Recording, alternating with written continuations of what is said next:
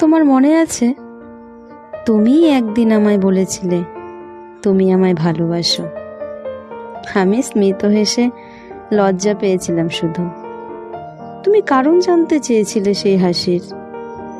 আমি নিশ্চুপ ছিলাম। আচ্ছা, তোমার বলা কথাগুলো তোমার মনে আছে? তুমি বলেছিলে রূপ দেখে ভালোবাসাটা ভালোবাসা নয়, সেটা বেছে নেওয়া।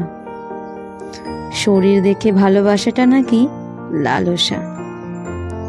ভালোবাসা তো মন থেকে হয়। তুমি কখনো মনের খবর নিয়েছো আমার? তুমি তো শুধু শরীর ছুঁতে চেয়েছিলে।